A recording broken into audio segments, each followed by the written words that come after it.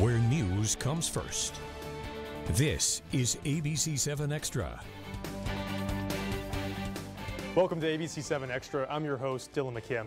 For the next half hour, we'll be talking about the city's budget plans for the next fiscal year, as well as a new proposed bond program that would be voted on by you, the taxpayer, in November as a ballot initiative. We'll get to the new bond program later in the show, but first, we are looking at the proposed budget. Are you getting the most bang from your buck? My guests include City Manager Tommy Gonzalez, City Chief Financial Officer Robert Cortinas, and City Engineer Sam Rodriguez. Thank you all for coming on the show tonight.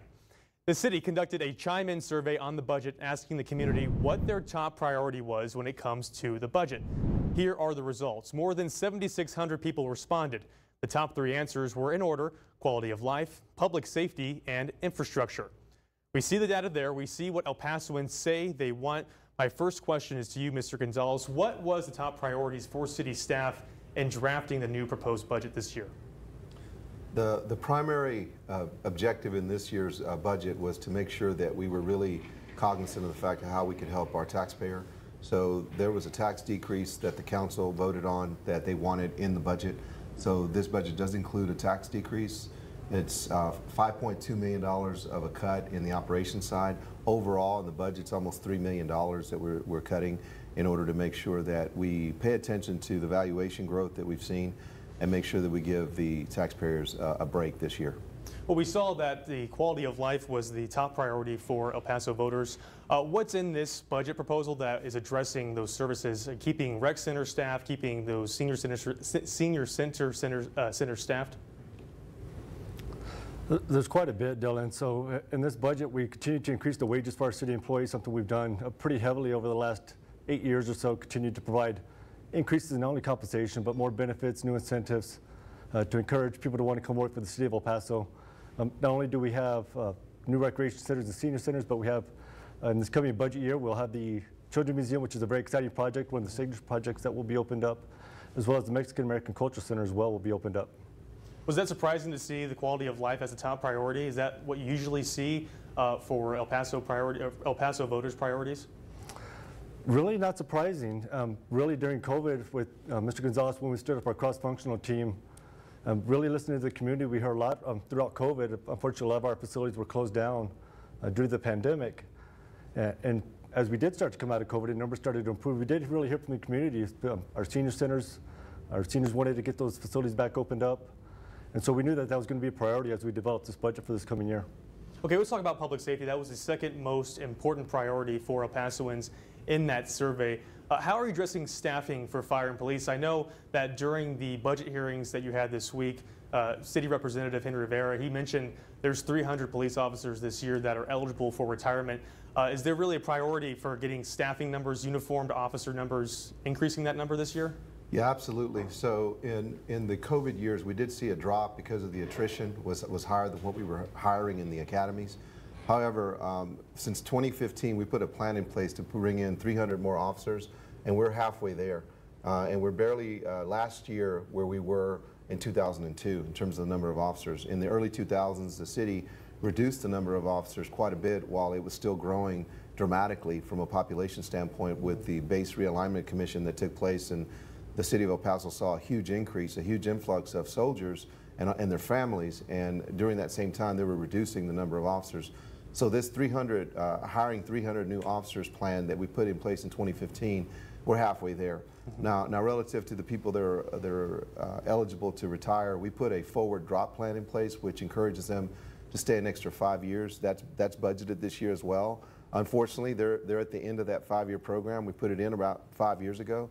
So we do have a higher number. So we are in discussions or about to enter discussions and collective bargaining agreement discussions with police. And that's going to be something we look at very closely.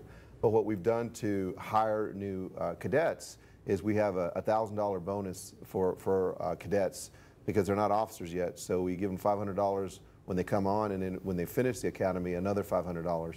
So we've been very aggressive with incentives in order to not only retain the number of police officers that we want to retain, but also increase the number of officers. We're also adding over 30 firefighters this year with a federal grant, one in which we'll have to pay for in the 3rd year when it runs out, but that is something that is a priority in what we've funded this year. Are you adding any new police academies this year? We're adding 3 over a 15-month period. So absolutely, we're adding academies in place. That's a huge priority for the council, and one in which we'll continue that program to get to that 300 net additional officers. There was discussion of opening up a new police academy on the east side, correct, during those budget hearings? Was it a new police academy opening up, or a new one being designed? There is a new academy being designed as part of the 2019 Public Safety Bond Program. Okay. That's currently under procurement right now for a design-build contract that's scheduled to be constructed in the northeast part of the city as part of the Public Safety Bond Program. Okay. Well, let's move on to streets. Always an issue for people. They want those streets fixed. What programs are in the budget proposal right now that are keeping streets maintained or improved? You know, streets and infrastructure continue to be a high priority for the community. The 2012 Street CIP program is on the tail end. We're scheduled to complete most of the program this year in 2022. In 2018, the City Council started to attack the issue by allocating $7 million annually to residential streets, and then following that up in 2019 with an additional $3 million for collector streets. So those $10 million are proposed to be included in the fiscal year 23 program, and then beginning the discussions again for a next bond and to continue to tackle the streets. A big portion, or most of the portion of the program, of the bond program that we're going to discuss later, will be focused on streets and improving the pavement condition in our community. What about staffing for the city streets and maintenance department? I know last year during the monsoon season, of course, whenever a monsoon comes in, it can blow the rocks off the medians into the roads. When we did stories last year, there was staffing issues for streets and maintenance. Have those been addressed in this budget to retain or attract more employees for streets and maintenance? The positions are funded. You know, staffing and labor force continues to be an issue for across the community. And as a city, we're no different. But we're working very closely with our staff and our leadership team to ensure that we have resources, whether it's outsourcing or reallocating internal resources to ensure that we're ready for the monsoon season and address the issues that we know are coming as a result of storms. Okay, well, Mr. Gonzalez, you mentioned earlier that there is a decrease in the property tax rate in this proposed budget. City Council did direct city staff in April to decrease the property tax rate for El Pasoans in the upcoming budget to give them some relief for these unprecedented times we're in right now. The Central Appraisal District in April was reporting property values increased between 15 and 22%. It's not just here in El Paso, it's all across the nation. The proposed tax rate is lower than last year by 3/4 cent. It will be set at 90 cents for every $100 of valuation. Robert, is this enough to take some of that burden off of the taxpayer? As Mr. Gonzalez mentioned, that decrease in the tax rate resulted in about a $5 million reduction in the city's budget for this upcoming fiscal year. Lowering the tax rate combined with what the City Council has done in the past, this past year, the City Council provided more tax relief for our seniors and disabled by increasing the exemption amount for them. So it's a $42,500 discount off the value of their home. So a pretty substantial amount. When you look at the median value home in the city of El Paso, it's roughly about a third of the value of a home that they're going to save by having one of those exemptions. And we have over 52,000 homes in the city of El Paso that have either the over 65 or the disabled exemption. So that tax relief combined with this property tax rate, and then as Mr. Gonzalez mentioned, and you heard Sam Rodriguez mention, the priorities that we're investing in the community, whether it's in public safety and streets, opening up new quality of life facilities, is something that was a priority for Mr. Gonzalez and the council when we developed this budget. And we really want the community to get a big bang for their buck with regard to what they pay for city services. And the dollar that they pay in taxes, only 29 cents is for the city, 71 cents is to other entities. So with that 29 cents of their dollar, the public safety improvements that we've done, the street improvements, we've completed almost 500 streets over the last 7 or 8 years, and we've completed almost 500 projects throughout the city in just capital improvements. So for that 29 cents out of the dollar that you pay in taxes, that's what we're working really hard to do, is to get as much bang out of the buck for our taxpayer. And Robert, I believe CAD will release their figures this year of how much the property values went up, the percentage it went up this year. What data were you using to come up with that 90-cent number? What percentage were you using to calculate what needed to be that property tax rate to be able to meet that budget? So we use historical data that we've received over the last 10 to 15 years. We also use the preliminary data that we do receive from the Central Appraisal District. They provide us preliminary reports in April, and then they continue to provide updates monthly up until we get those final certified amounts at the end of July, which are the reports that we will use to actually set the tax rate later in July. If those reports come back and their properties are higher than you expected, Would you consider lowering the tax rate even more, keeping it the same where it is, and having more revenue come in? I think we'll just have to wait and see how that sort of plays out.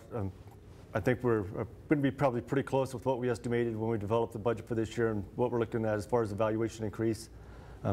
We've had those discussions in the past, and that's something that we would continue to have as we continue to develop the budget. Obviously, as Mr. Gonzalez mentioned, we do already have a tax rate built in, a tax rate decrease built into the budget for next year. We've addressed a lot of the key priorities, and so we would bring back a recommendation at that point in time when we get those final valuation reports. Okay, we'll take a break right now. You're watching ABC-7 Extra. Still ahead, the city is discussing a new bond program that you could see on your ballot this November. We'll go through what's in the proposed bond at this moment and what the price tag could look like. Feeling like ice cold lemonade. Know where to go when you're in the shade. Know where to go when you're in the cage. Feeling like. Visit Fox Acura of El Paso for attractive offers on the Integra. Team, I'm proud of you. Team, I'm not going to sugarcoat it. You earned this moment. This was not our finest moment. Now, let's go to McDonald's.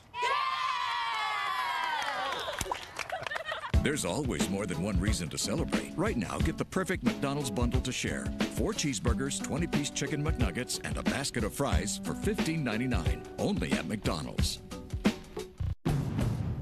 With gas prices going through the roof, now's the time to check out Honda, America's most fuel-efficient car brand. Honda is also America's best value brand 7 years in a row. And with trade-in values at an all-time high, the best deal on the road gets even better. And right now, well-qualified buyers can get the Honda CR-V with 2.9% APR financing. So come in now, reserve your Honda, and take advantage of trade-in values while they last at your Southwest Honda dealer today. News doesn't stop on weekends, and at ABC-7 neither do we. Start your day with Good Morning El Paso Weekend, the area's only weekend morning newscast at 6 and 8 a.m. Accurate, reliable storm track weather to plan your outdoor activities and keep your family safe. Then get complete coverage of breaking news in the evenings. Plus, an in-depth discussion of major stories that affect you every Sunday night at 10:35 on ABC-7 Extra. ABC-7, where news comes first, 7 days a week. Feeling like ice cold lemonade. Know where to go when you're in the shade. Know where to go when you're in the cage. Feeling like. Visit Fox Acura of El Paso for attractive offers on the Integra.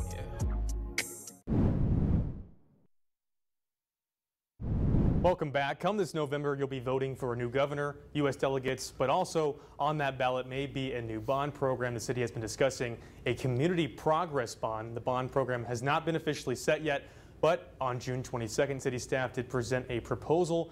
It looked like this, a $399 million bond. It focused on 3 areas. Streets would get 70% of the money with $263 million allocated, $116 million for parks and open spaces, and 1% of the bond would go to a climate change study, or $5 million. But on that meeting on June 22nd, things did change. In fact, City Council did direct city staff on 3 different motions to come back with something different. What does it look like right now? What did they cut out of this bond? What's in it now? What has city staff been directed to do? So right now, Dylan, the numbers look like this. It looks like the numbers under $300 million. And it's primarily focused on streets still, and the climate action plan is still in there. And we did talk about, or the council did talk about also an all abilities playground, as well as the shade covers in our parks. So it got limited quite a bit, but it's a better, more frugal plan, and one in which the council obviously is paying attention to the citizens' needs and the feedback they've gotten. And there was a lot of community engagement with this bond. Were you happy with the amount of responses there were? Were there a lot of responses? I know 7,600 for the bond survey. What about this survey? Does anyone know that number off the top of their head? I don't know the number off the top of my head, but it was in the thousands. I want to say it was over 3,000 responses that we received. A lot of, as you stated, was focused on the street improvements as being the high priority, and that's why you see the focus of the program really targeting our top 50 arterial, where most of our travelers travel on, ensuring that we have a solid network through there and a safe network for our folks to travel on. And then, as Mr. Gonzalez stated, really paring down the quality of life improvements and then the climate action bond. And by arterials, you mean the most traveled streets here, the top 50 traveled streets in El Paso? That's correct. Really investing in the roads that everybody travels on is going to be key of this program. What about, I know there was discussions on that meeting about residential streets. How would that work? Would the money that's meant for the top 50 also go toward residential streets? The council did direct us to come back with a breakout of how we could address and continue to improve the residential roadways. As I mentioned before, we already have, the city council allocated $7 million to residential streets on an annual basis, so that's already in place. Ensuring that we look at the top travel streets is going to be the key.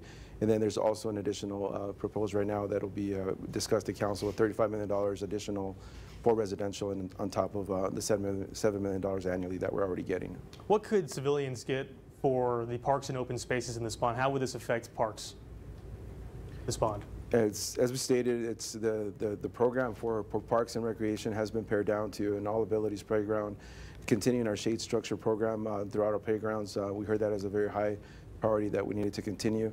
But it's really a precursor to a further discussion that the council is going to have and potentially set up the framework for a future quality of life recreation park facility type of bond program in the future that looks to address our existing facilities as well as look at our service gaps and looking at some of our facilities that are pretty old, doing a study that understands where these facilities need to be from a demographic standpoint, ensuring that we're building the facilities where the community or the residents are that are going to be using it will be key and part of that discussion so that we can really target our program in a way that is sustainable from an operational standpoint, but also from a construction standpoint. And the third tier to this bond would be dealing with climate change. Is this a study that would be done? I mean, there's $5 million that would be allocated for it. Is it for a study or is it for actual projects that would maybe turn El Paso to more green energy? It's for both. So the $5 million is intended to fund the study, which is right around just over $1 million will be the study. But it's going to set up the policies and the programs that allow us to implement the climate strategies that are developed as part of the plan. And the funds, the additional funds that are in there are intended to do pilot projects to continue and start setting up demonstration projects for climate action that in certain cases may be policy related as well. Okay, something that caught my eye actually as I was going through your presentation was the Murchison Overlook project. That was something that looks like on Scenic Drive, an upgrade to the Overlook section, be a $6 million project. Is that still being discussed or has that been cut out now? Right now it's been cut out. The city did enter into a non-binding MOU with the Community Foundation to combine resources and improve that park. CBN is such an iconic part of the city, a very visited part of the city, but that certainly will be discussed as part of a future bond program. Okay, we'll take a quick break right now, but we'll come back and discuss more about this bond program. Stay with us. Celebrate the red, white, and you, and find our lowest prices of the season during the Conn's Home Plus 4th of July sale. Save up to 35% on Hot Buy appliances and get free next day delivery on major appliances. That means from our floor through your door in only 24 hours. Plus, find hundreds of available items in stock. Why wait to create the home you love? Shop the Conn's Home Plus 4th of July sale, in-store or online today. Hi, Jerry Slaughter from Mission Chevrolet. And at Mission Chevrolet, we have brand new crew cabs just in time for summer. We have all the right colors and can't wait to help you get yours. So come see me, Shop Mission Chevrolet, where it's all about you. What if one day you went to your secret hiding place and instead of what you came for, you found this? What would you do? The truth is, all drug use comes with risk. Before drugs take their toll on you and your family, know that there is help. You can quit. If you or someone you love is struggling with drug use, call 1-800-662-HELP for 24-hour free and confidential information and treatment referral, or go to samhsa.gov/knowtherisks.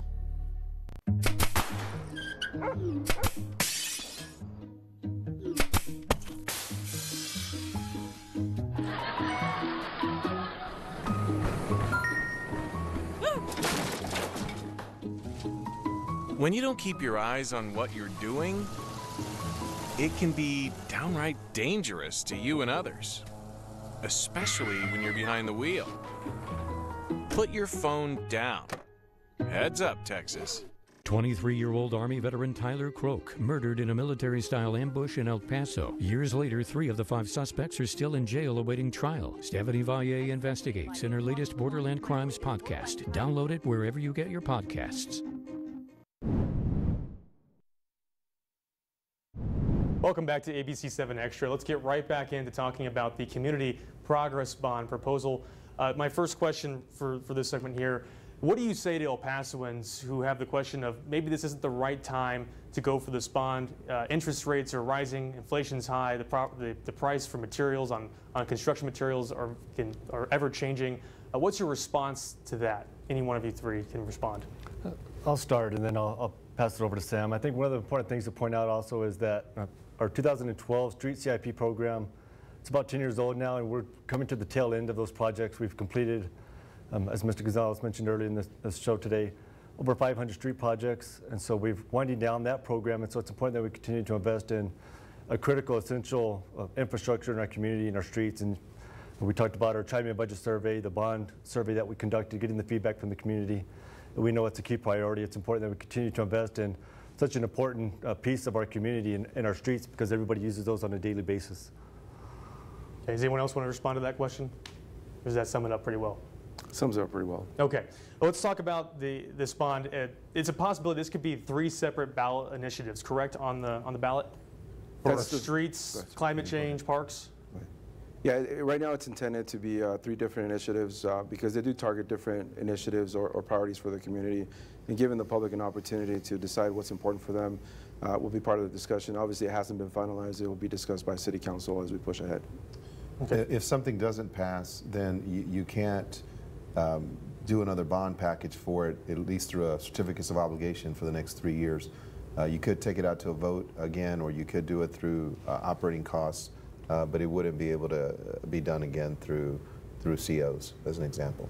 Okay. Well, what's next for this bond? When will council again discuss this?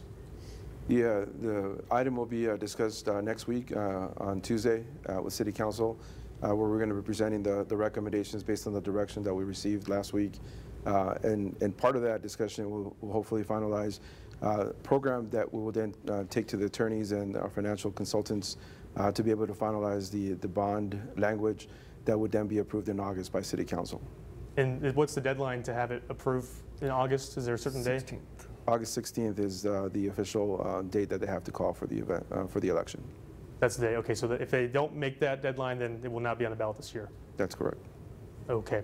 Let's talk about the Parks and Open Space. Going back to that real quick, I know during a council work session, or maybe it was a City Council meeting, there was talk about, part of this bond, they want to address equity. There was concerns from Representative Alexandra Anello that this park program was not meeting that need of equity. What have you done coming back? I know you're going to present this later for City Council. What have you done to make sure you're meeting that equity point? Well, the bond package got pared down quite a bit, and again, it's just primarily streets now. And the package that we put in front of council, a lot of it were the things that we heard in the community. However, I think she was referring more toward maintenance. There's a lot of backlog in maintenance over decades of neglect, not only in the park system, but also in the streets and as well as public safety. And we've done a lot, the council's done a lot in voting some tough votes in making sure that those priorities remain a priority and are funded as priorities. And it just been a lot of decades of neglect, and it's been a tough road to literally to catch up on a lot of the things that this community has wanted for quite a long time. Was there not? There was also a street infrastructure bill that was, or sorry, a bond that was passed in 2012, correct? And that addressed the same kind of things that we're seeing in this bond. The 2012 Quality of Life Bond, which we're on the tail end of it as well, addressed a lot of parks, zoo, and had some signature projects such as the Children's Museum that's scheduled to open next year, as well as the Mexican-American Cultural Center. The multi-purpose facility was all part of that 2012 Quality of Life Bond program. Again, that's on the tail end of that. The discussions on Tuesday as we move forward, we'll focus on what's the next program going to be that would look to address facilities, existing facilities, and as I mentioned, the service gaps. Obviously, equity is going to be a big discussion. That's always taking into account ensuring that we're providing services across our community. And when you look at the 500 plus projects, capital improvements that we've completed throughout the community, there's a really good map that we can share with you that shows how we've improved every corner of our city.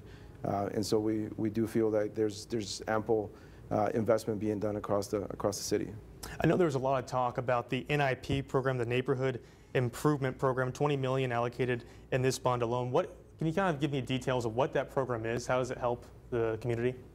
The program has been pared down. We'll be presenting a reduced amount to continue the program on the next round. Okay. City Council just approved the last round of the 2012 Quality of Life Bond Program. This program is very essential to the neighborhood associations to look to address specific needs within the neighborhood at the very granular level. So it addresses things like improving sidewalks, it improves local parks, residential parks, if you will, to improve sidewalks, benches, playgrounds, trees, lighting. So again, it looks to address specifically at the neighborhood level improvements that we know are needed and that the neighborhood associations are looking for. And that provides the funding opportunity for them to do that. I know improvements for the convention center were originally in this bond. Those have been cut. What's going to happen to the convention center now? We're going to continue to look for funding opportunities. Obviously, with the hotel motel tax that continues to improve, that will continue to be a funding source to continue the improvements. They started some of the renovations, but there's some much bigger opportunities that are on the table for us to expand the convention center and bring in bigger conventions as a result of the additional 720 hotel rooms that have been added to our downtown with historical building restorations. It calls for much bigger improvements in the convention center that will allow us to attract much bigger conventions to the city. Okay, well, thank you all three of you for coming in and discussing the budget and this proposed bond program. And thank you for joining us for ABC-7 Extra. I'm Dylan McKim. Have a great start to your week.